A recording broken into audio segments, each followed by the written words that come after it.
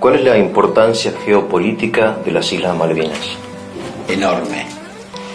Creo que la mayoría de la gente en Argentina no tiene acabado conocimiento ni le da la importancia que tiene el espacio sudatlántico. Y yo no hablo de Malvinas. Yo cuando digo Malvinas en realidad estoy incorporando los espacios sudatlánticos, lo que incluye los espacios insulares territoriales, las Malvinas, las Georgias, las Sandwich, todo el Atlántico Sur y la Antártida, especialmente el sector reclamado por Argentina, Gran Bretaña y Chile. ¿Y por qué tiene una enorme trascendencia y cuál es la importancia geopolítica de este espacio sudatlántico? Yo creo que sigue teniendo, y tal vez más que la que tenía en el 82, cuando se desarrolló el conflicto.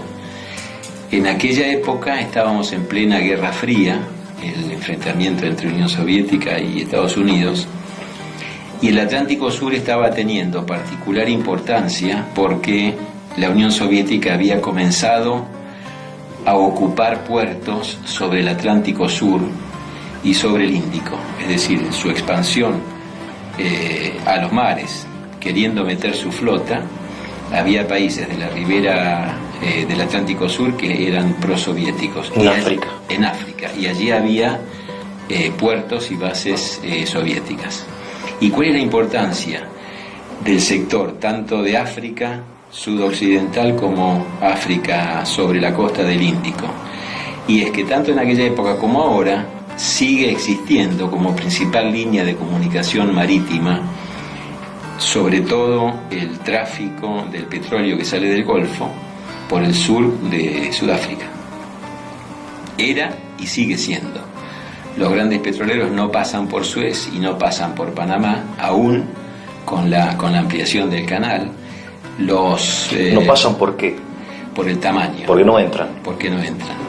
Los portaaviones nucleares estadounidenses tampoco pasan por Suez y algunos pasan por Panamá, los más grandes no pasan por Panamá, con lo cual al sur de África, de Sudáfrica, y al sur del cono suramericano, son los únicos lugares por donde se comunican el Pacífico, el Atlántico y el Índico.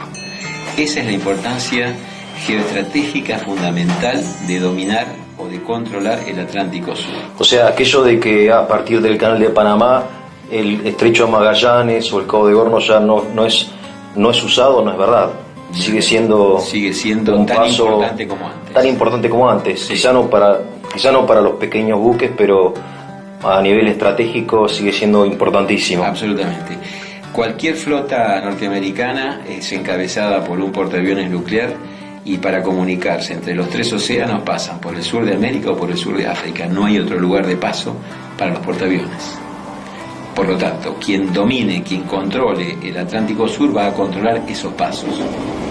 Y especialmente las Malvinas constituyen, junto con Ushuaia o con Tierra del Fuego, constituyen las dos bases naturales más próximas a la Antártida, porque son las más próximas a la península antártica, que es donde la Antártida está más cerca de cualquier otro continente.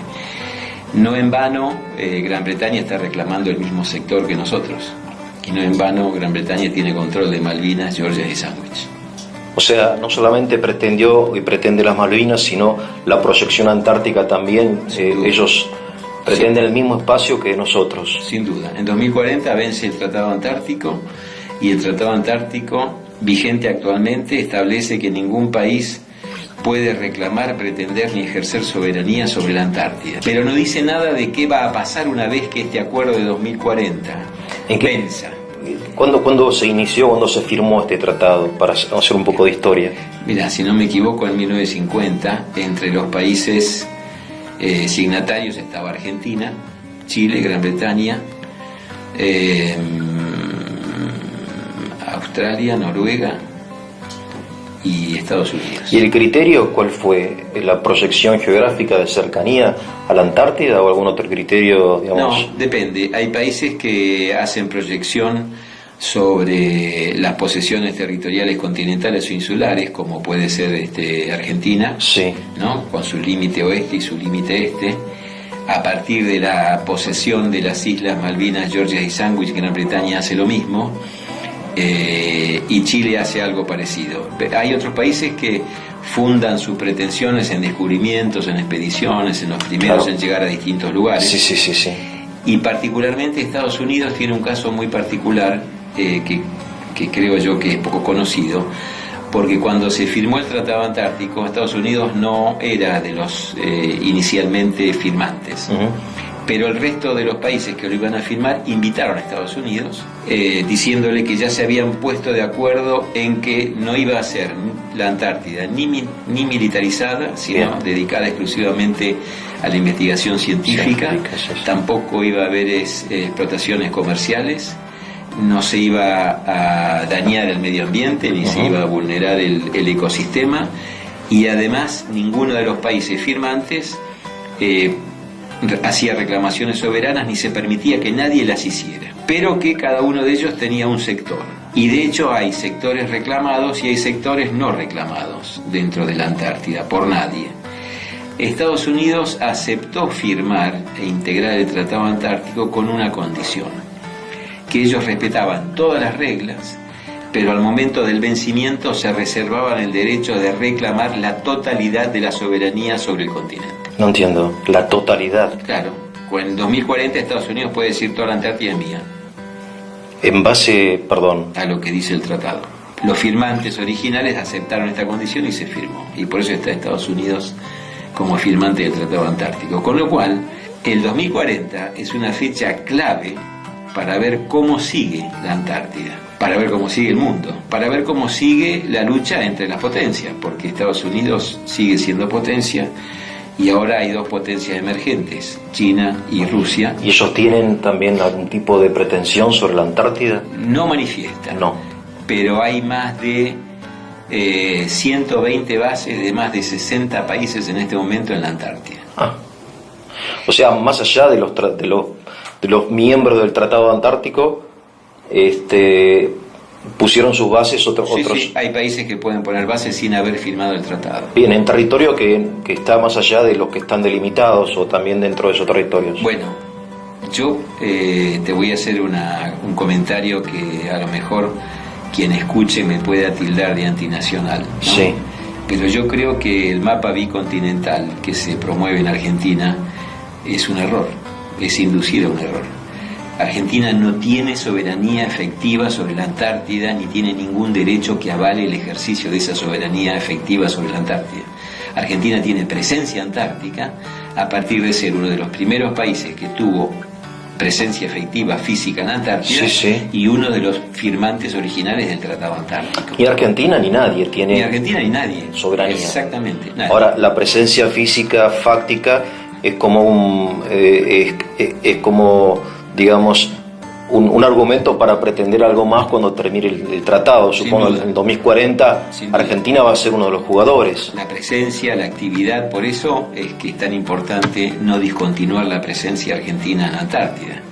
Es decir, uno de los argumentos que podrá ser esgrimido a futuro por los reclamantes de espacio soberano será: yo estoy desde tal fecha, yo tengo tal actividad, yo hago esto, nunca dejé de estar, siempre estuve, soy el primero.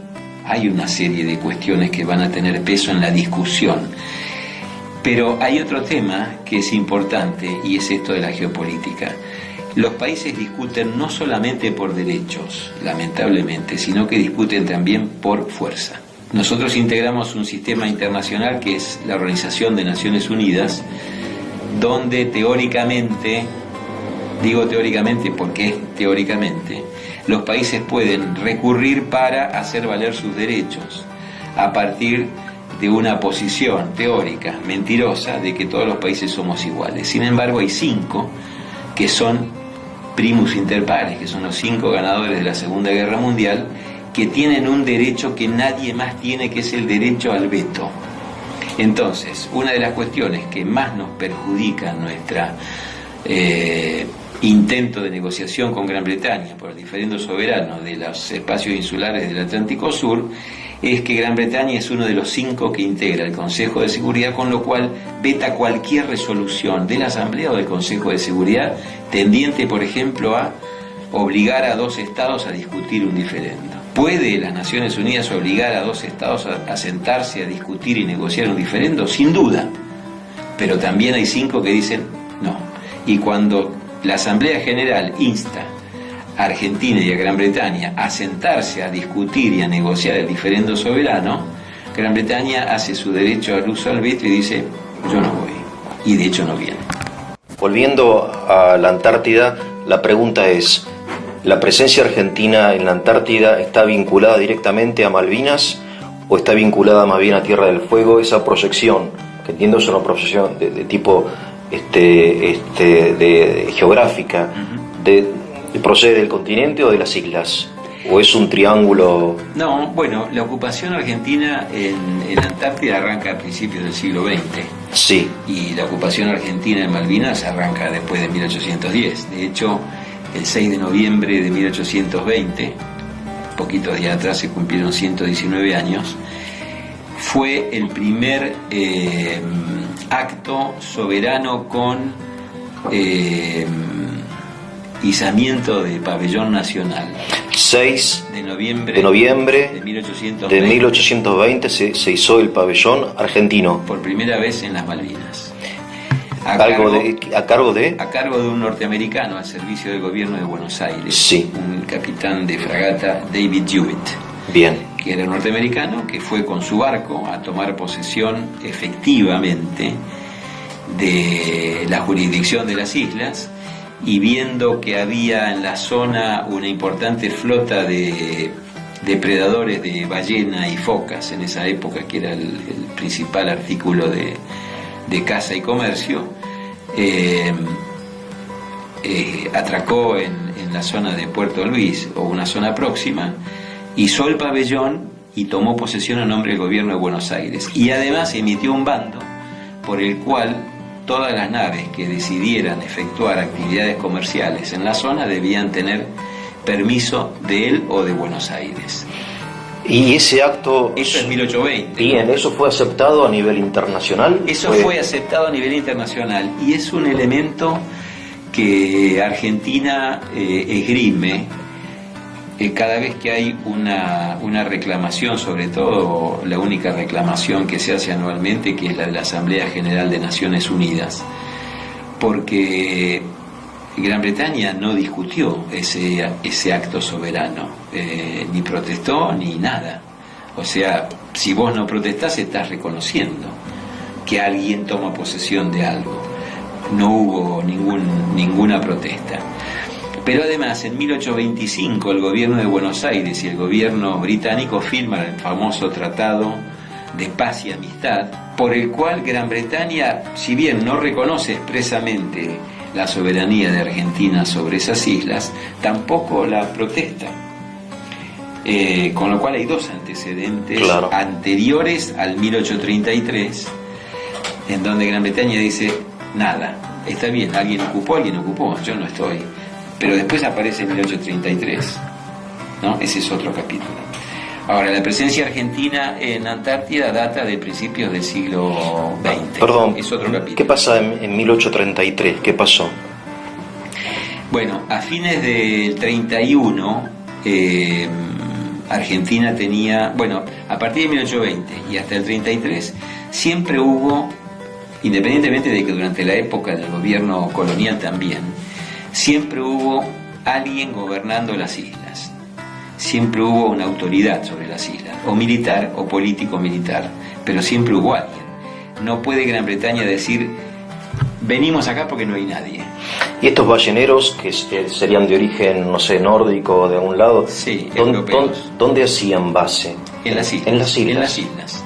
Pero ellos iban a cazar, no iban a ocupar territorio. Lo que Hewitt hizo fue decirle, muchachos, esto es mío. Si quieren cazar, paguen un impuesto. Esta medida, que fue mantenida durante los años siguientes, y que después también esgrime Bernet cuando es nombrado gobernador, es la que genera a fines del 31 la primera protesta, que no es británica, sino que es norteamericana, estadounidense. Uh-huh. A fines del 31 hay un navío de guerra, Lexington, no recuerdo quién era el capitán en este momento, pero ocupa, ataca y destruye el asentamiento argentino en las Islas Malvinas en protesta por el cobro de impuestos a los balleneros norteamericanos que operaban en la zona, desconociendo la soberanía argentina y desconociendo las medidas que había impuesto la autoridad argentina al respecto. El asentamiento argentino es destruido, Bernet regresa a Buenos Aires y al año siguiente se envía a una expedición militar al mando de Pinedo, que con un barco llega a las islas como forma de tratar de restituir la soberanía o de solucionar aquel entuerto con la Lexington. Y estando Pinedo en las Malvinas, en la zona de Puerto Luis, llega la famosa corbeta Clio, que intima a Pinedo, el 3 de enero del 33, intima a Pinedo a desocupar, a arriar el pabellón, a entregar la plaza, porque esa era, según el comandante de la Clio, una posesión británica y había suficientes derechos para que esto sucediera. La fuerza militar naval británica era superior a lo que podía esgrimir como resistencia a Pinedo, aunque cuando regresó a Buenos Aires fue sometido a juicio argumentando el gobierno que no había establecido, no había efectuado la resistencia necesaria como para obligar a los británicos a irse. Pero lo concreto es que Pinedo arría el pabellón y se va. Y desde el 3 de enero del 33 hasta el 2 de abril del 82 estuvieron los británicos en uso y usufructo de la soberanía y de los recursos. Los recursos es otro capítulo, ¿no? Sí, y a nivel político, a partir del 33, supongo que la Argentina, más allá del gobierno de turno, habrá reclamado de modo permanente la soberanía, sí, ¿o no? Sí. Nunca renunció a la soberanía. Nunca renunció a la soberanía y los reclamos fueron, si no anuales, fueron periódicos, pero con lapsos de separación del muy lado, breves, pero nunca se dejó de reclamar. Y del lado opuesto, ¿qué argumentos, más allá del de la fuerza, que es un argumento, digamos, de salvajes, como decía alguien, ¿no? ¿Qué argumentos esgrimían? Nada, que había algún argumento, algún tipo de precedente histórico, algún vikingo, o sí, Gran Bretaña, qué sé yo. Gran Bretaña siempre interpuso argumentaciones de tipo histórico, diciendo que habían sido los primeros en descubrir las islas. Pero la verdad es que cuando uno lee la historia se da cuenta que ni fueron los primeros y que en reiteradas oportunidades reconocieron la soberanía, primero del Imperio Español y después de las autoridades emergentes a partir de la independencia o de la sucesión de los gobiernos españoles. Claro. Y a partir del 16, con el acto del 20 y del 25, por ejemplo. Actualmente siguen ellos diciendo que tienen preeminencia sus títulos históricos de descubrimiento y ocupación por sobre los argentinos. Ahora, todo eso tiene que estar perfectamente documentado. No, absolutamente documentado. Y no solamente está documentado, sino que todos los documentos que presenta Argentina o son de la época colonial o son de la época de la independencia. Y todos ratifican la preeminencia argentina en cuanto a descubrimiento por parte de los españoles y ocupación por parte de los argentinos. Inclusive hay un documento que se confeccionó después del conflicto bélico del 82, así como acá se hizo el informe Rattenbach. En Gran Bretaña se confeccionó el informe Franks. Y el informe Franks, a diferencia del Rattenbach, el informe Franks se confeccionó para salvar la actuación de Margaret Thatcher en la conducción política del enfrentamiento con Argentina. Pero junto con el informe Franks se desarrolló un tercer informe que es muy poco conocido, que lo hizo un miembro de la Cámara de los Comunes de apellido Kershaw. Y Kershaw incluyó en su informe y se lo ofreció a Franks para que Franks lo incluya en el Franks, y por supuesto no está, Kershaw incluye documentos que avalan la posición española en cuanto a la preeminencia de descubrimiento y posesión de las islas. Y Kershaw concluye en que los títulos británicos de posesión de esas islas son muy endebles. Cuando Franks vio esto, lo mandó a vía muerta y no formó parte, pero el informe Kershaw está actualmente en el Archivo General del Gobierno británico en Londres y se puede ver. Uno lo pide, lo mira, lo baja, lo lee, lo fotocopia y no hay ningún problema. De hecho, en las presentaciones argentinas hay parte de este documento incorporado a la documentación que avala nuestra pretensión. Según lo que vos decís, el argumento de los ingleses es la fuerza. Sin duda, es la fuerza.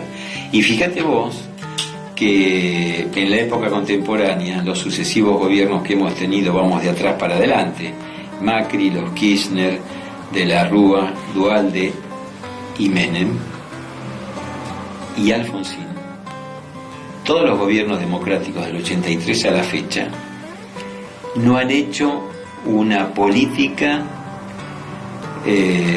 consensuada, uniforme, no de reclamación, porque la reclamación se hace en el ámbito de Naciones Unidas, pero no han tenido una política que intente obligar a Gran Bretaña a sentarse a negociar. Al revés, han sido todos gobiernos entreguistas, algunos más que otros, sobre todo Menem y este último gobierno, con los pactos de Madrid y con el acuerdo Forador y Duncan, sobre todo con esos dos. Fíjate vos una cosa, los gobiernos dicen, tenemos un paraguas sobre el tema de la soberanía que preserva la reclamación y vamos a hablar de todo lo demás. Si yo fuera gobierno, yo diría, vamos a hablar de todo lo demás y de la soberanía. Si no, no hablamos de nada. Claro.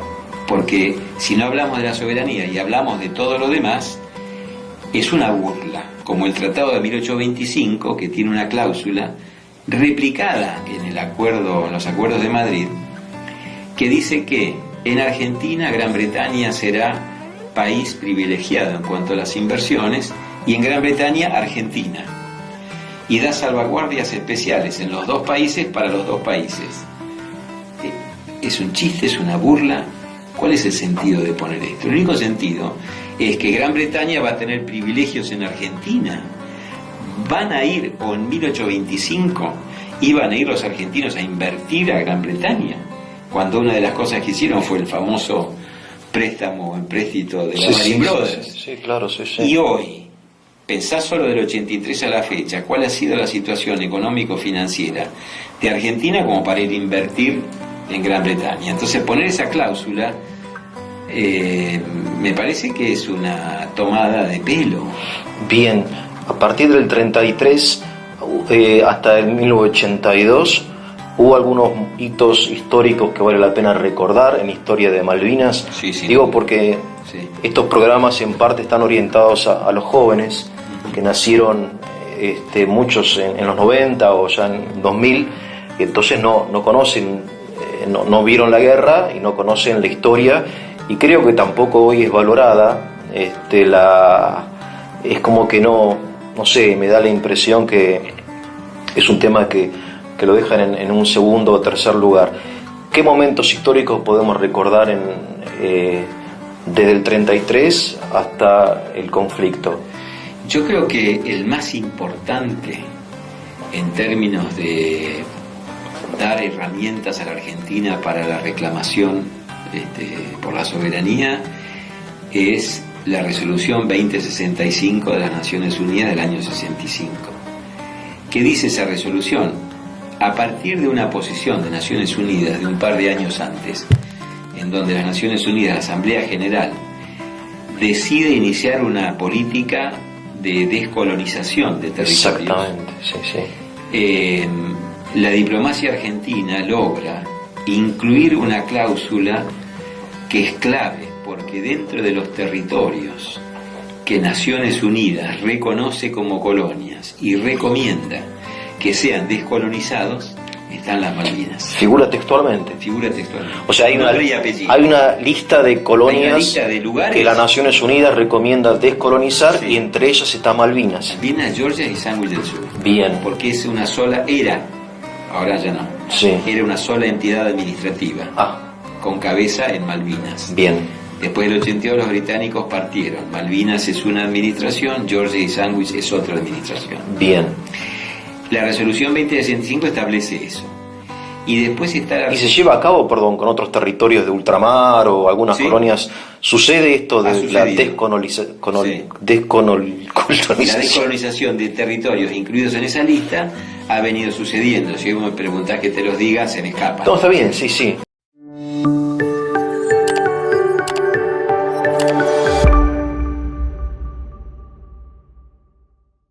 Hay otro caso muy interesante. 1965, Resolución fecha clave.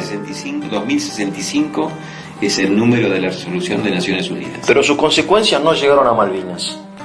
¿Por alguna razón? Todavía no. No, todavía no.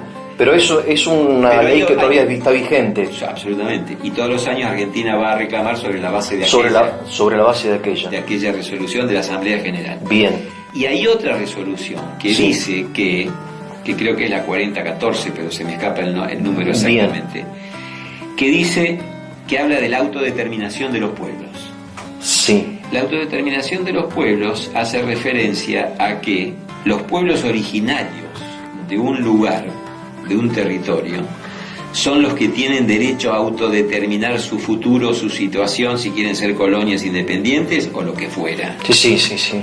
Pero que las poblaciones implantadas no son sujeto del derecho de autodeterminación. Claro, porque de hecho le hicieron una votación hace unos años en Malvinas, creo, y todos querían ser miembros de la corona, obviamente. Bueno, esa es una manifestación Que es, práctica que está usando Gran Bretaña en contra de las dos resoluciones. Claro. De la descolonización que obliga la 2065 no solamente es un listado, sino que obliga a las partes a sentarse a negociar. Obliga. Obliga a las partes... Bien. Bueno, obliga. Naciones Sí, Unidas sí. no puede obligar. Sugiere, recomienda, Bueno, llamale está como bien. quiera, porque Sí. para obligar hay que tener fuerza y derecho. Exactamente. Y la resolución que habla de la autodeterminación dice, en aquellas colonias donde haya pueblos originarios pueden autodeterminarse, donde haya poblaciones implantadas no. Claro, obvio. Eso aplica perfectamente ¿a dónde? A Malvinas. ¿Qué pueblos Porque originarios había? En 1833 los británicos echaron a los originarios argentinos y pusieron los británicos. Ah, echaron a la población. A toda la población. Ah, La echaron o la hicieron prisionera, ah, pero no quedó nadie. no quedó nadie. No quedó nadie. Lo echaron, lo hicieron prisionero o lo mataron. Mataron. Sí, no quedó nadie. ¿Qué tenía Bernet cuando estaba en Malvinas? Gauchos. ¿Cuántas personas habría? No más de 30. Ah, un poquito, no Sí. más de 30. Bien. Argentinos. Sí, argentinos. Todos sí, argentinos. sí. Suficiente. El más famoso es el Gaucho Rivero.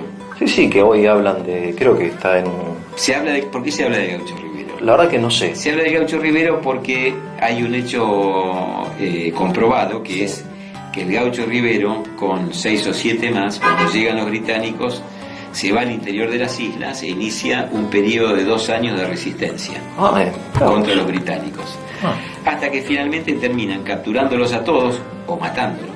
Y a Rivero lo llevan a Londres. ¿Para qué? Para juzgarlo por sedición. O sea, el cinismo no tiene límites. Sí, pero los británicos tienen algunas cosas Bueno, sí, raras, ¿no? a ver. Porque el tribunal que lo juzga a Rivero Sí. no lo condena. Ah, ¿Por qué no lo condena? Porque el mismo tribunal, en su fallo, deja en claro que no están firmes las reclamaciones soberanas para considerar ese territorio británico. Otro interesante. antecedente muy interesante. O sea, lo llevan Y a Rivero- Londres, a Rivero, A juzgar. lo juzgan y lo declaran inocente. Sí, y lo devuelven. Y lo devuelven. Y viene al continente, no a las islas. O sea, por un lado los ingleses, digo, a mí me cuesta entender, ejercen la fuerza, pero por otro lado empiezan con los temas legales y juicios y lo llevan a Londres a un gaucho, qué sé yo, es raro, ¿no? Yo creo que es una doble moral. Es ¿no? una doble Para moral. mí es una doble moral. No es un tema que hay instituciones que funcionan, digamos, en la justicia, en Claro. la democracia, y la fuerza es otra cosa, política. Para mí es una doble moral. Sí, sí, sí. Pero vuelvo a la autodeterminación. Toda la población argentina fue eliminada de las islas. Y lo que hay, o lo que hubo a partir de 1833 a la fecha, son británicos. Por lo tanto, no hay derecho de autodeterminación de esa población. Obviamente. Y hay un caso cercano y muy parecido, que es Chagos.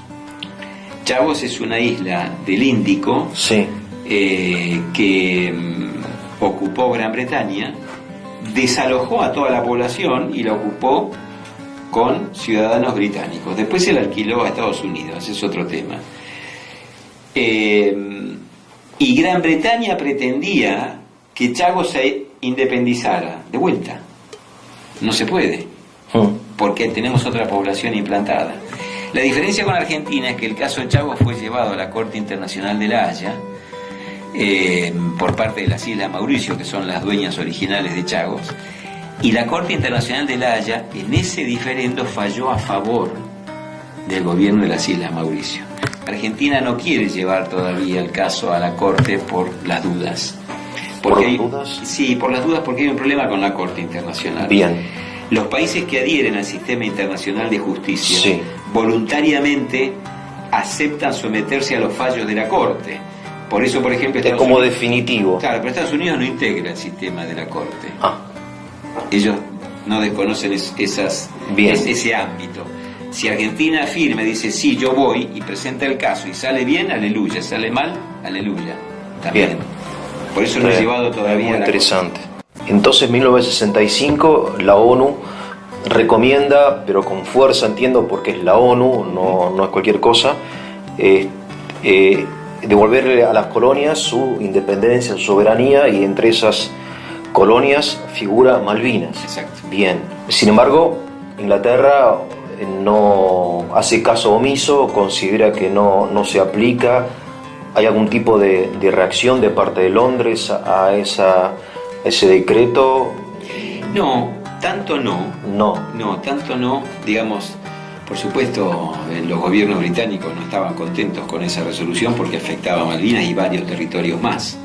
Pero más importantes que Malvinas, supongo. Sí, no sé si más importantes, pero Gran Bretaña fue un imperio mundial. El peñón que tienen en España, qué sé yo. Sí, pero ellos tienen territorios en todos lados. En el Caribe, en el Pacífico, en el Índico, en el Atlántico, en todos lados. Pues ellos tienen como el concepto, del trofeo de guerra, puede ser, en parte, sí, como justificación. Mirá. Yo una vez hablando con un inglés, te interrumpo, muy educada la persona, realmente muy educado, y me decía, no, lo que pasa es que Malvinas fue un trofeo de guerra, porque había una guerra entre españoles y la guerra histórica, ¿no?, entre los dos imperios.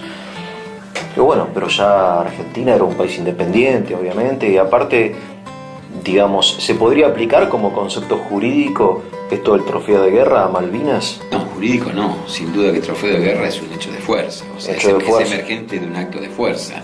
Pero después de la guerra continúa, digamos, hay muchos territorios que han sido conquistados, supongo, en la guerra, y después ya pertenecen al país pensá conquistador. Que esto arranca en los años en que todavía había situaciones coloniales muy extendidas en todo el planeta. Claro. ¿No? De hecho, entre principios del siglo XIX y mediados es donde empiezan a producirse los movimientos independentistas tanto del Imperio Británico como del Imperio Español. Claro.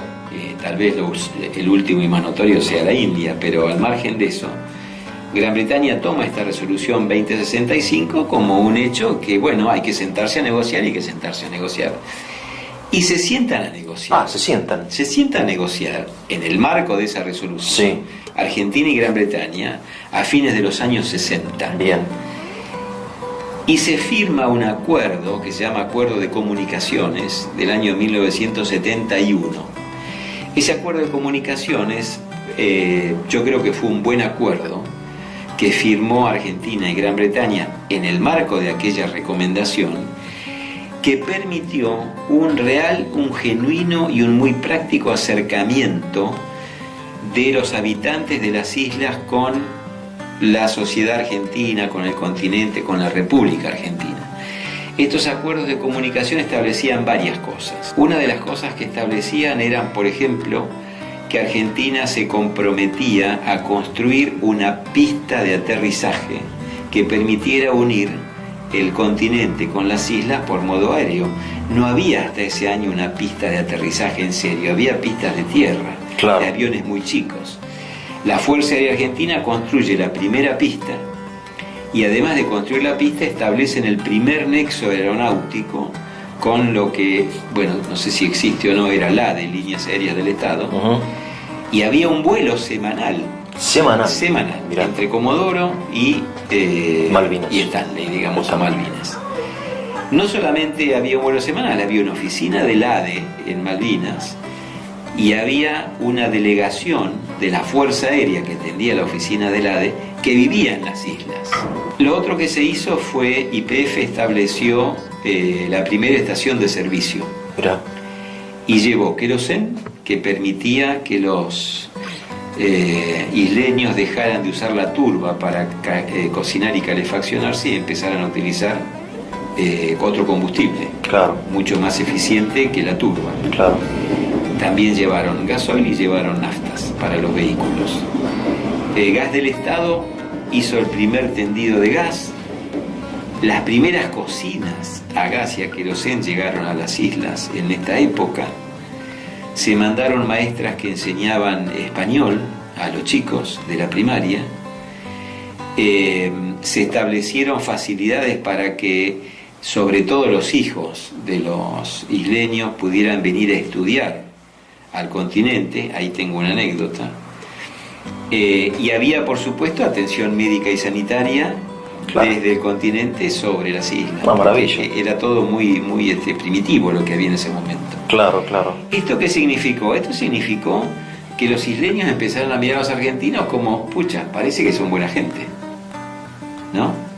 Nos traen comodidades, nos traen facilidades, están cerca nuestro, nos ayudan, atención médica, educación. Te hago una pregunta, ¿los isleños se van rotando o se iban rotando o son isleños que se quedan ahí permanentes, padre, abuelo, bisabuelo? La mayoría eran población que había empezado en 1833. Ya son. Fueron llegando, por supuesto. Malvinenses de 100 años sí, de permanencia. Sí, por supuesto, a medida que pasa el tiempo hay más movimiento, más llegada de otras nacionalidades, sobre todo chilenos, africanos. Hoy hay de todo en la población, pero en aquellos años, mediados del siglo XX, la mayoría, la enorme mayoría, eran isleños nacidos descendientes de británicos, los que vivían allí.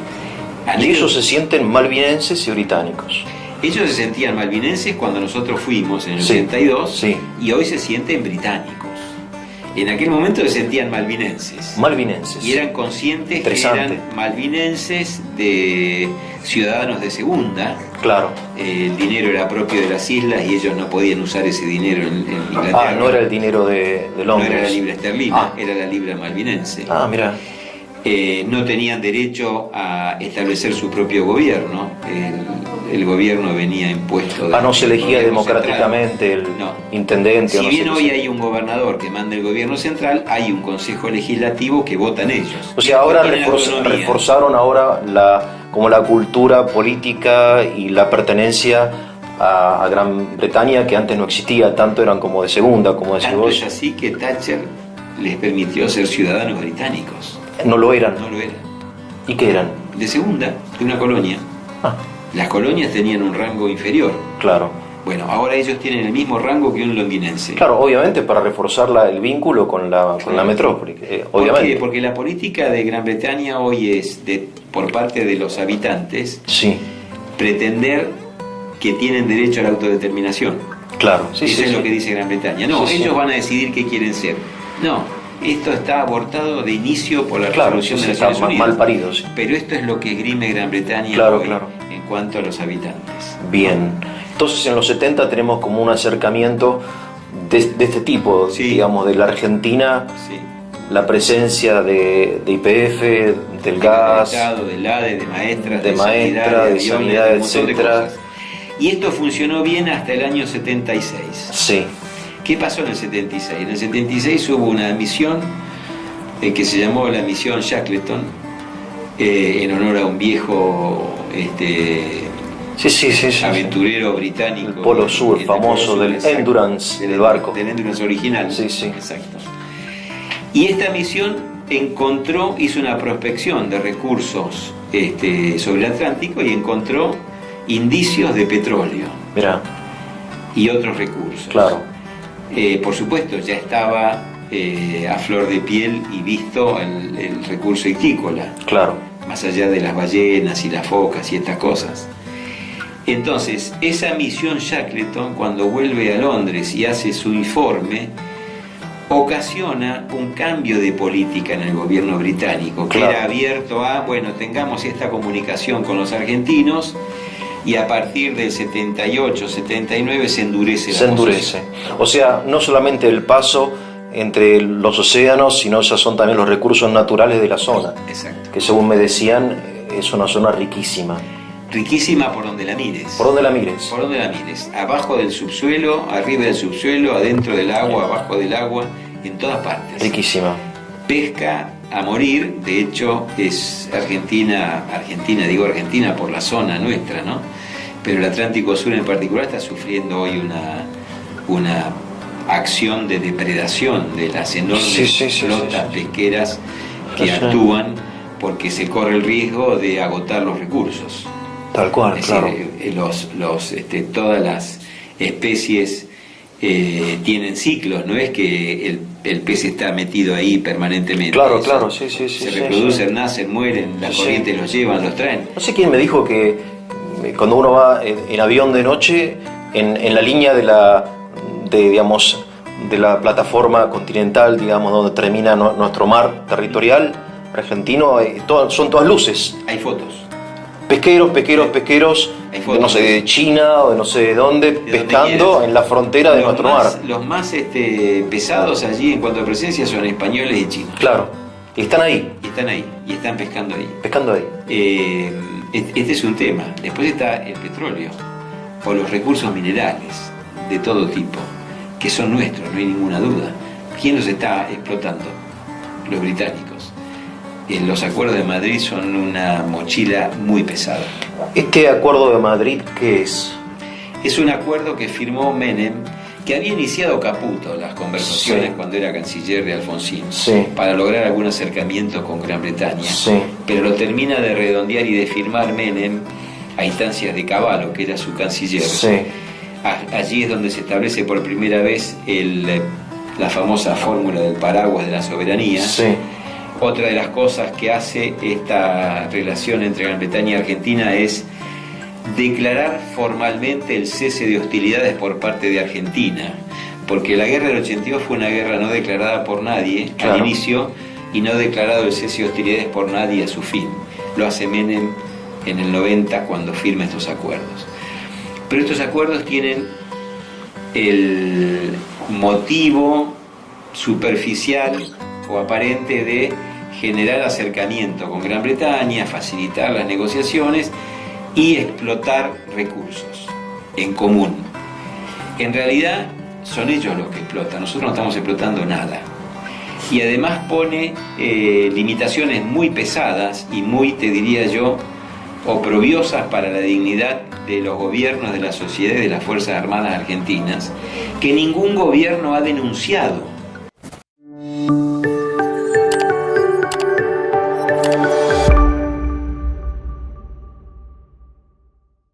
Sigamos con el Tratado de Madrid. Bueno, Tratado de Madrid, que en realidad no es tratado porque los tratados deben ser aprobados por el Congreso. Sí. Acuerdos de Madrid. Es un acuerdo, bien. Pero los gobiernos argentinos lo han tomado con la misma fuerza y obligación como si fuera un tratado. Yo recién dije que hay una medida realmente vergonzosa hacia las Fuerzas Armadas argentinas. Hay un capítulo relacionado con el relacionamiento militar entre la guarnición militar de Malvinas y las Fuerzas Armadas argentinas. Y es que ese tratado o ese acuerdo obliga a las Fuerzas Armadas argentinas que se van a mover al sur del paralelo 40 o al oeste, de no me acuerdo qué meridiano ahora en este momento, pero que pasa por el oeste de las Malvinas, en zona próxima, sea por modo marítimo o por modo aéreo, a denunciar con 48 horas de anticipación el derrotero de las naves o de las aeronaves. Es decir, ese acuerdo obliga a que la Argentina le pida permiso a otro país dentro del territorio argentino, dentro del territorio, de decir, mirá, voy a sacar un barco en tal lado, voy a mandar un avión a tal lado, te estoy avisando. ¿A quién le cabe eso? Ahora, ellos no. Entonces yo personalmente digo, ¿qué le cuesta a los gobiernos argentinos? Ahora, lamentablemente, estamos en una situación de fuerza, realmente en un estado de indefensión en cuanto a instrumento militar. Sí, sí. Pero estamos hablando de los años 90, dejando de lado que Menem hizo este acuerdo, o aún a principios de los 2000, y te diría que hasta el 2005, 2006, ya con la presidencia de Kirchner, ¿qué impedía a los gobiernos argentinos, cuando hacían sus ejercitaciones anuales con las 3 Fuerzas Armadas, en vez de hacerlo en el campo General Ábalos en Corrientes, o en Santa Rosa, o en Mar del Plata, o en Puerto Belgrano, ¿por qué no estacionar la flota, la Fuerza Aérea, frente a Río Gallegos, frente a Comodoro, y operar en el espacio marítimo próximo a Malvinas? ¿Qué impedía? Nada impedía. El único impedimento fue la falta de decisión política de hacer estas cosas. ¿Por qué digo esto? Porque así como te dije antes que las Naciones Unidas establece un marco teórico de igualdad entre los países, pero hay algunos que no, ¿cuándo va a negociar un país con otro algo? Cuando vea que el otro tiene fuerza, no que tiene derechos solamente. Si yo tengo derechos y fuerza, voy a conseguir lo que necesito. Con derechos no me alcanza. Y Gran Bretaña esgrime derechos que ellos mismos saben que no son, pero tiene fuerza para hacer valer esos derechos. Nosotros no tenemos fuerza para hacer valer nuestros derechos. Y si además mirás a lo largo de la historia, te diría yo particularmente digo de 1930 a la fecha, pero del 83 a la fecha más todavía, Gran Bretaña nos mira como un país, te diría, para bautizarnos benévolamente, como un país adolescente. ¿Qué es un país adolescente? Un país que no sabe lo que quiere. Sobre todo cuando ve enfrente a un país que se agota en cuestiones intestinas, en vez de mirar para afuera, en vez de mirar para adelante. Un país que de 1930 a la fecha lo único que ha hecho ha sido entrar en un tobogán y ha perdido. En cuanto índice lo quieras medir, estamos para abajo. Entonces Gran Bretaña dice, ¿pero ustedes qué? ¿Por qué nos van a mirar con seriedad? Claro, decídanse qué quieren ser y después charlamos, pero digamos, además una cosa nos ven así. como un país que no somos serios. Claro, que no lo somos, porque cambia el gobierno y cambia la política, no hay largo plazo. Solamente analiza el último gobierno militar, 1976-1983. Solamente eso, no vamos al 30 a la fecha. Sí, sí. Solo esos 7 años. El gobierno que asume en el 76 asume porque el país se prendía fuego, el país era objeto de un ataque de la subversión y del terrorismo internacional, como pasaba en toda Latinoamérica y en muchas partes del mundo. Sin embargo, inmediatamente adhiere al boicot de Estados Unidos a Rusia, y cuando Estados Unidos no le vende trigo, Argentina le vende trigo. Pero no era que la Unión Soviética es la que financia los movimientos terroristas que nos atacan a nosotros. Y no ¿Vos me estás diciendo que nosotros le vendíamos trigo a la Unión Soviética? Pero por supuesto. Durante el gobierno militar. Y no solamente eso, el boicot de Estados Unidos a las Olimpiadas que se hacen en Moscú, sí, no va a Estados Unidos, pero va a Argentina. Uno de los partidos políticos vigentes que apoyó el proceso de reorganización nacional fue el PC. PC, Partido Comunista. No, eso no sabía. ¿Está bien? Sí, sí. Pero después llega otro presidente del mismo proceso, que es tratado de general majestuoso y es arropado en Washington, que es Galtieri. Entonces vamos y venimos. Claro. Y eso Gran Bretaña lo ve también. Y lo ve todo el mundo. Entonces, ¿cuándo? Y ahora volvemos a Malvinas y sí, vamos al conflicto. Sí, sí. Cuando el gobierno del 82 piensa en una maniobra sobre Malvinas para recuperar el territorio como forma de obligar a Gran Bretaña a negociar la soberanía, está cometiendo un error criminal, te diría, más que imperdonable, criminal. ¿Por qué? Porque la Junta, pero sobre todo Galtieri, creen que Estados Unidos va a apoyar o va a ser neutral si Argentina hace algo contra Gran Bretaña. ¿Por qué cree eso? ¿Por qué cree eso? Sinceramente, y te voy a repetir palabras escritas, texto, sí, del informe Rattenbach. Sí. El informe Rattenbach lo llama a Galtieri a declarar 5 veces. ¿Por qué lo llama a declarar 5 veces? Porque cuando llaman a declarar a distintos integrantes de aquel gobierno, hay cosas que Galtieri dice y que otro dice que producen alguna contradicción, entonces vuelta, venga y explíqueme. En la última declaración de Galtieri, el teniente general Rattenbach lo despide a Galtieri.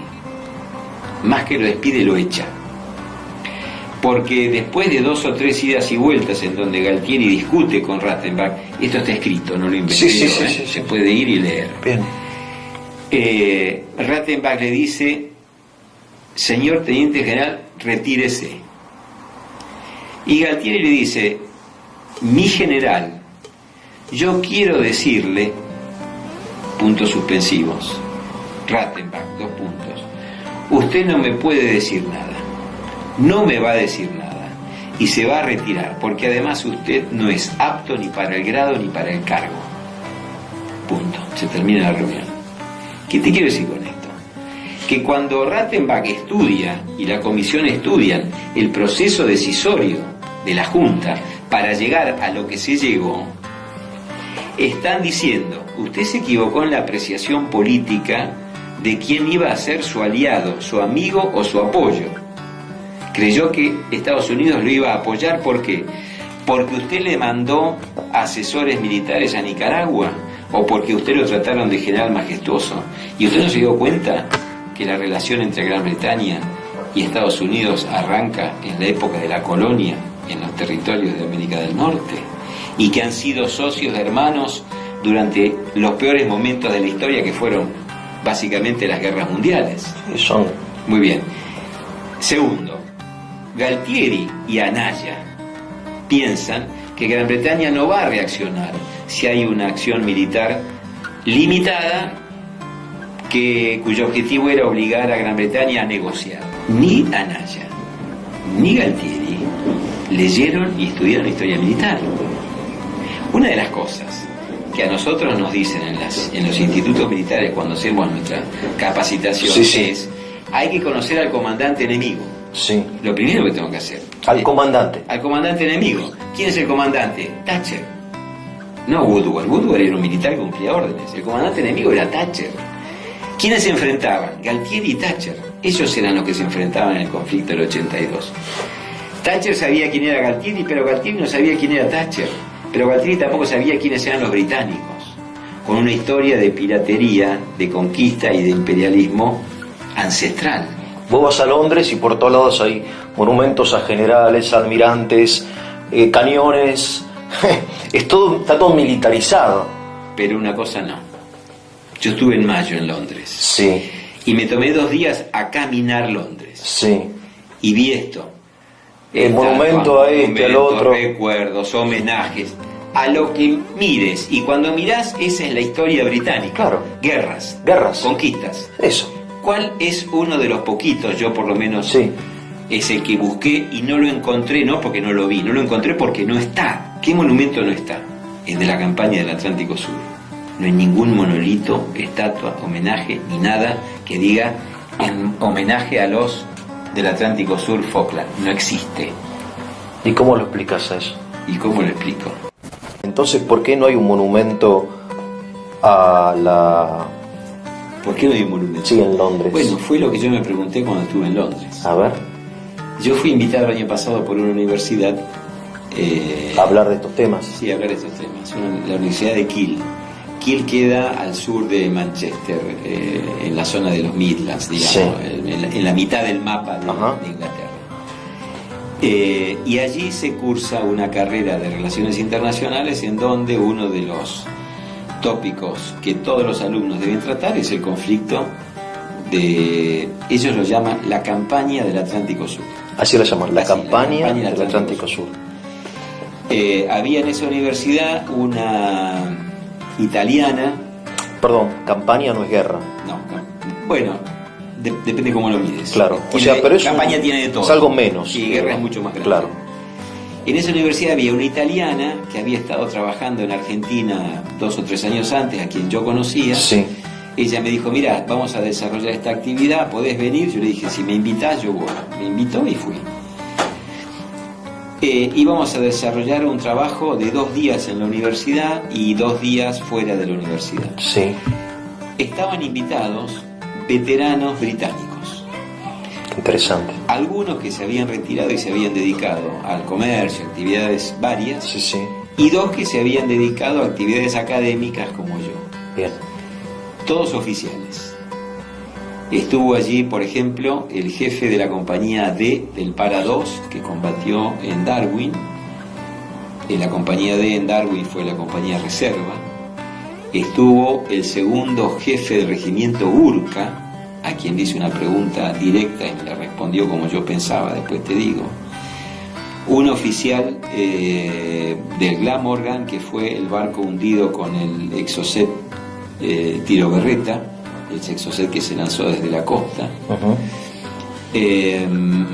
Un sargento había. Un sargento de los ingenieros reales que peleó en Tumbledown y un entonces teniente del Para 3 que peleó en Monte Longdon.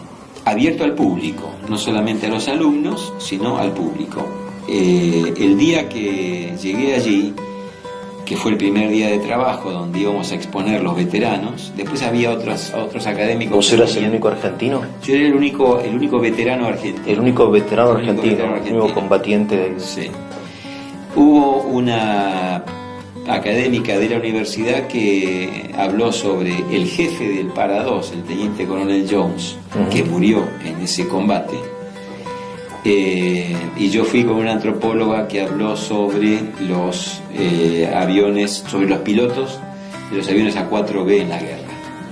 Pero yo tuve una anécdota muy interesante el primer día, porque estando yo acomodando mis cosas para hacer mi ponencia, mientras acomodaba el pendrive y todas esas cosas, desde el fondo del salón se aproximó un oso, un tipo grandote, que vino derecho, me encaró, se paró delante mío, yo me paré delante de él, me agarró de los hombros y me dijo: yo sé quién sos, yo sé lo que hiciste, yo sufrí tu batería, y me abrazó. Mira. Y cuando me abrazó me dijo: mi hermano, todo esto en inglés, ¿no? Y lo sentí emocionado, algo muy fuerte, y claro. Yo me emocioné y me separé, y a él se le cayó una lágrima y a mí también se me cayó una lágrima. Y me dijo: yo fui del Para 3, yo peleé en el Monte Longdon y yo sé que tu batería tiró sobre nosotros, así que más de uno de tus tiros debe haber estado cerca mío. Y fue y se sentó. Después hizo 2 o 3 intervenciones. Son esas cosas que suceden, pero imborrables. Imborrables. Imborrable. Ahora mantengo nexo por email con él. Este era un soldado, ¿no? Un soldado. Un soldado del Para 3. Vos eras teniente. Yo era teniente primero en aquella época, el soldado, y ahora él siguió siendo soldado. O sea, él fue soldado y terminó su periodo. Sí. Y después él hizo 2 preguntas cuando yo terminé, y las 2 veces que preguntó, levantó la mano, se paró y empezó su intervención diciendo: mi hermano, quiero preguntarte tal cosa. O sea, sacando del lado Malvinas, entre militares que luchan, hay como una camaradería que está sobre tu pertenencia al bando opuesto, no sé cómo decirlo, pero sí, te está llamando mi hermano uno sí, que fue tu enemigo. Exacto. Bueno, yo esto lo verifiqué después con los oficiales con los cuales interactué. Sí. Tanto como con el Royal Marine, como el Gurkha, que no era un Gurkha, sino era un británico jefe de los Gurkhas, sí, el naval y demás. Con todos ellos tuve un trato súper amable, súper afable, súper cordial. Y te diría que salvando las distancias. Yo estuve en Brasil también, en la escuela de aviación brasilera, con un piloto de A4B, y los brasileros tienen admiración por nuestros pilotos, pero admiración, no respeto, admiración. Y yo sentí en estos británicos, que también ya habían tenido contacto con otros veteranos argentinos, no solo afecto, no solo respeto, sino cierta consideración. Yo creo que me da la impresión que ellos distinguen perfectamente lo que es la clase dirigente, el gobierno de la Argentina, como vos decís, no se entiende y no es idóneo o no fue idóneo en su época, pero pues se dan cuenta de la calidad del soldado argentino. Pero sin duda. Que el soldado argentino es extraordinario. Del soldado, no de los conductores. Del soldado, del aviador, de los oficiales. El aviador es soldado, sí, está es soldado, está en primera línea. Del soldado argentino. Exacto. Que lo admiran, lo respetan, sí. Aunque no hayan respetado la decisión en ese momento, obviamente errónea, de Galtieri, pero el soldado argentino, impecable.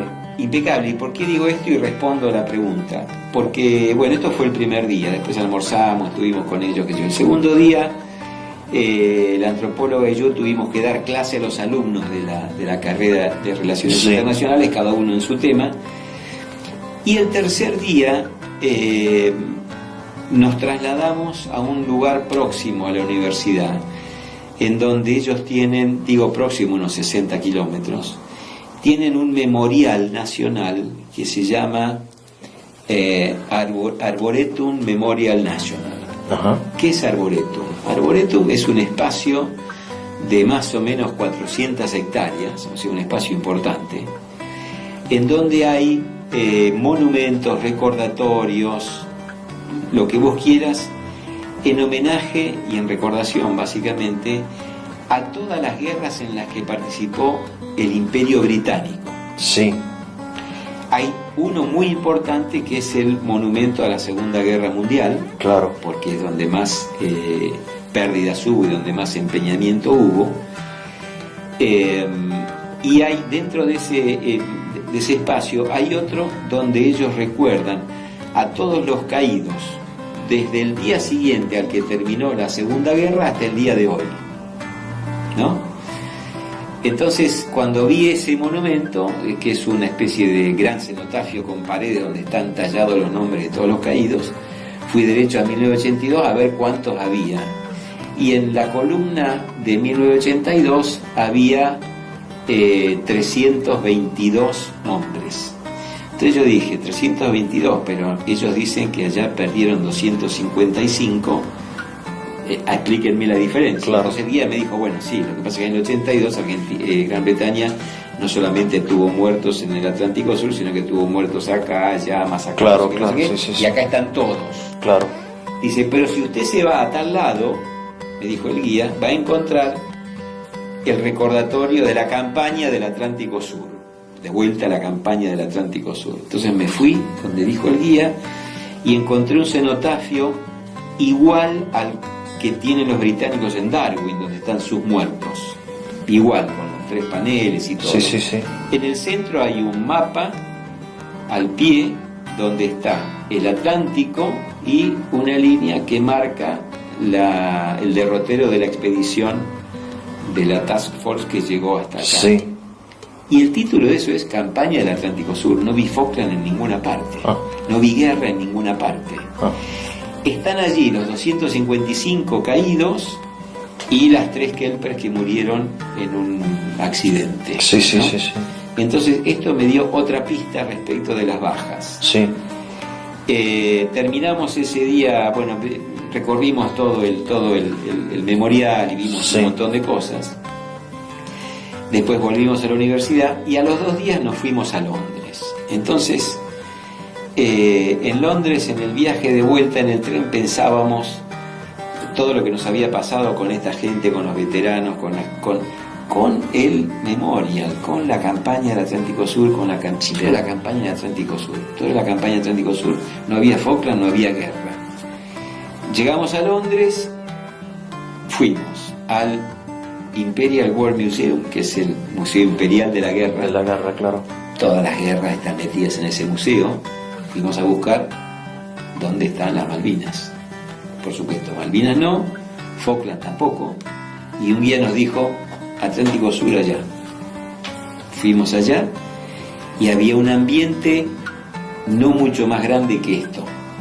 No mucho más grande que esto. En el techo un exocet colgado, en un costado un cañón de 20 antiaéreo de la Fuerza Aérea y en otro costado una mesa grande con vidrio y debajo del vidrio recortes de diarios. Y dijimos, esto es el espacio que le dan a la guerra de Malvinas. Claro. No hay nada acá. Bueno, miramos todo el museo, nada. Folleto del Imperial, nada. Fuimos al Museo del Ejército. El Museo del Ejército está organizado por temas. Entonces vos encontrás un pabellón que es la comida, el otro el uniforme, el otro las armas, el otro el transporte, el otro la sanidad. Está organizado así. Sí. Bueno, entonces digo, vamos a las armas a ver si encontramos algo. Sí. Y en una vitrina había un FAL argentino y un FAP argentino. Nada más. Me caminé el museo completo, nada más. Después fuimos a un lugar emblemático que hay que ir si uno va a Londres, que es Greenwich, que es donde está el Meridiano Cero. El Meridiano, sí. Porque además, en Greenwich está la primera escuela naval militar de los británicos, que ahora es un museo, y está el Museo Marítimo. Y el Museo Marítimo de Gran Bretaña es la historia del imperio. Bien, ¿encontraste algo entonces en Londres? Bueno, en el Museo Marítimo dijimos vamos a encontrar la historia del imperio británico, sí. del mar. ¿Y cómo está organizado el marítimo? Está organizado por océanos. Entonces fuimos al Atlántico. Sí. Y dentro del Atlántico fuimos al Atlántico Sur. Sí. ¿Y qué encontramos en el Atlántico Sur? Todo lo que vos te imaginas, hasta Shackleton estaba, por la famosa expedición a la Antártida, y del conflicto del 82, nada. Nada es nada. Ni el Belgrano ni la Sheffield. Por ponerte los dos ejemplos contrapuestos. Nada. Muy bien. Al día siguiente es muy impresionante, muy impresionante. Muy impresionante. Claro, uno no entiende por qué. Yo hasta ahora tampoco entendía por qué y pensábamos y le dábamos vuelta. Al día siguiente íbamos a tener una comida con el segundo jefe de los Gurkhas. Sí.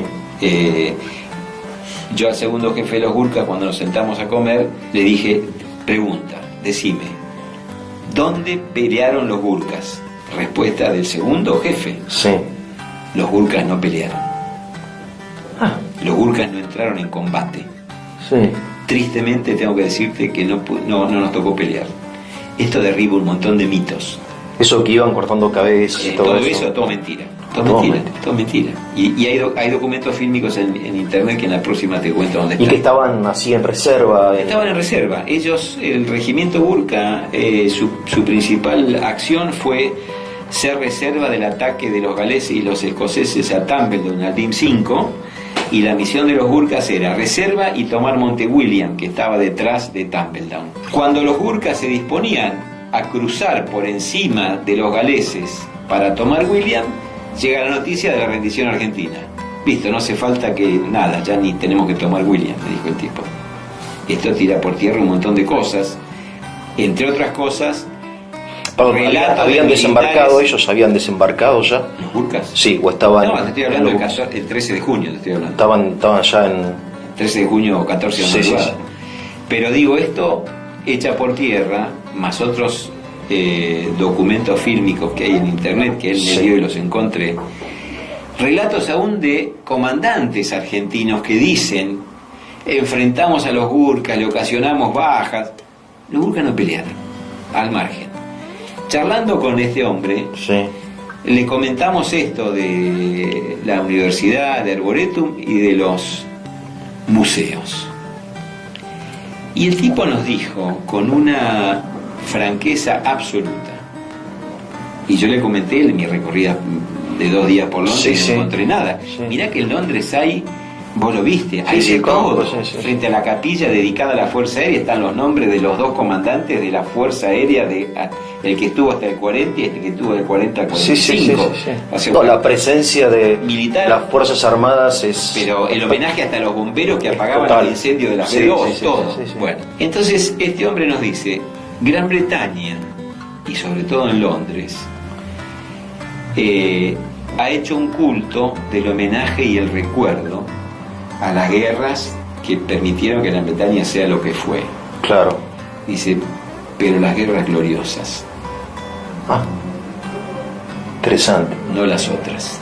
Las gloriosas. Las gloriosas. Entonces yo le digo, las otras son tal vez las vergonzosas. Claro. Me dijo, lo dijiste vos. La campaña del Atlántico Sur no fue una gesta, no fue una guerra gloriosa, no fue un motivo de orgullo para los británicos. ¿Por qué? Y este es un tema que nosotros los argentinos nos empeñamos en desconocer, en discutir y en bastardear, y lo charlamos en la próxima. Sí. Que es hacerle caso a lo que decía Sun Tzu. Si quieres saber cómo te fue en la guerra, pregúntale a tu enemigo. Sí. Los británicos nos reconocen a nosotros como soldados, porque les costó la campaña, les costó barcos, les costó aviones, les costó recursos, les costó dinero y les costó vidas. Muchas más vidas en comparación al poco tiempo de combate que en cualquiera de todas las otras campañas militares en las que ellos intervinieron en su historia. No lo digo yo, lo dicen ellos. Entonces, no es un evento que haya que andar mostrando por todas partes, porque no es una guerra gloriosa. Cuando terminó el conflicto, se otorgaron reconocimientos y condecoraciones.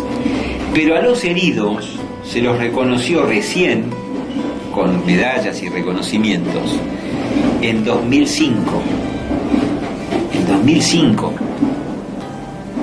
No en el 82 ni en el 83. Es una guerra que ellos no muestran con orgullo. Entonces yo dije, ¿qué vienen a hacer estos veteranos a una universidad a hablar conmigo? Pero no muestran por orgullo por el motivo político o por la actuación del soldado argentino que los avergonzó en el campo de batalla. ¿Qué es lo que los avergüenza a ellos? El haberse enfrentado a una fuerza de la que no tenían la menor idea que iba a hacer lo que les hizo. Claro. El costo que les originó. Por eso esta admiración a los pilotos, este respeto a los soldados. Acá, nuestra clase dirigente, básicamente, y después la sociedad que se pliega a los vientos que convienen. La sociedad traicionó al soldado. Se han encargado de denostar, traicionar y menoscabar al soldado argentino. Totalmente. Y nos reconocen afuera. Totalmente. Sí, yo soy protagonista, aunque era muy joven, del entusiasmo que teníamos y cuando después de la derrota, cómo le dimos la espalda a los combatientes. Mirá, a regreso de Inglaterra la sociedad le dio la espalda. Pero sin duda que le dio la espalda. Pero bueno, eso es para hablar otro tema. No, para hablar tema, pero hay que reconocerlo. Fue así. Sin duda. Pero la sociedad le dio la espalda. Los soldados conscriptos, ciudadanos, obligados por una ley, y nos dio la espalda a nosotros, soldados profesionales, que no venimos de Júpiter, venimos de la misma sociedad. No somos marcianos con uniforme del ejército argentino, somos ciudadanos argentinos que salimos de... O sea, lo que nosotros no reconocemos lo reconoce el enemigo. Absolutamente. Viene uno y te abraza, hermano, te dice el inglés y después el otro te reconoce. Y además yo personalmente creo, y lo he escrito y lo he analizado, lo he trabajado, y esto me da un poco asidero a lo que yo pienso, no fue una guerra donde hubo odio entre contendientes en Malvinas. No fue una guerra de exterminio. No. De hecho, alguien dijo que fue la última guerra clásica, donde se puso un territorio de guerra donde combatían solamente los militares. Y te diría que hasta se respetaron casi todas las reglas de Ginebra. Algunos siempre mete la pata. Sí. Hasta eso también pasó, como cuando fuimos prisioneros y nos pagaron el sueldo de prisionero de guerra. ¿Les pagaron el sueldo de prisionero de guerra? Sí. ¿Vos cuánto tiempo estuviste prisionero? Un mes. Un mes. Volví el 14 de julio a Puerto Madryn en un barco británico. ¿Y te pagaron un sueldo? Y nos pagaron a todos los prisioneros, más o menos 600, el sueldo de prisionero de guerra que establece la Convención de Ginebra. ¿No? Sí, pero lo que realmente uno un poco te reconforta es el respeto que recibieron. Pero además yo fui con cierta aprensión o prevención. Sí, obviamente. Bueno, ¿qué pasará acá? Sí, claro. Pero en este nivel, vis a vis, iría a Londres, a Inglaterra y a cualquier parte sin ningún problema. El gobierno británico y las Malvinas es otra historia. Es otra historia. Sí. Gracias. No, por favor.